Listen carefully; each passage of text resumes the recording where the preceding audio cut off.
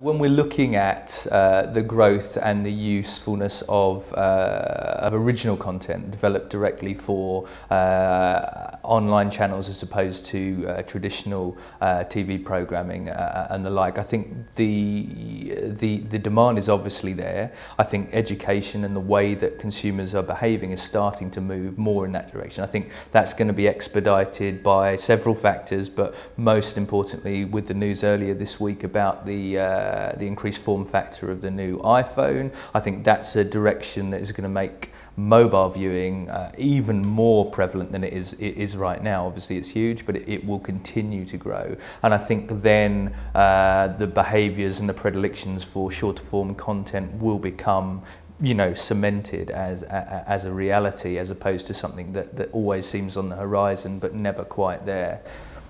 So because the form factor is bigger, is that right? I mean, and how, you know, tell us about the future of mobile video and how you see that a little more.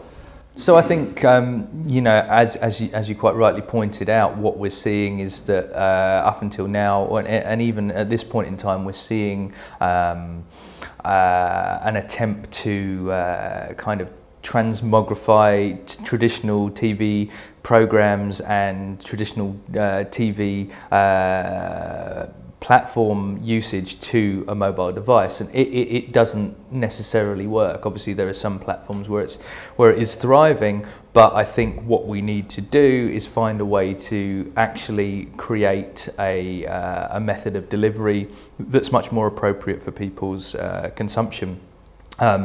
The smartphone usage, the access to data, the better quality handsets is obviously is perpetuating a situation where I can quite easily watch long form content, but the situation that I'm going to be doing that probably doesn't permit it. So it's just how can we find a way to reach that sweet spot between giving people what they want, but also altering the output that we're creating. Yeah. And finally, how do the brands play in that? Because, you know, it's hard to serve up a 30-second pre-roll to a clip and so on. So how are, you know, what's the form or the medium of of mobile video advertising, if you will? Yeah, and I think it's an interesting point. I don't necessarily think it is appropriate to just serve a 30-second pre-roll before a 2-minute video clip. And I think where we're seeing brands work with partners in a increasingly promising way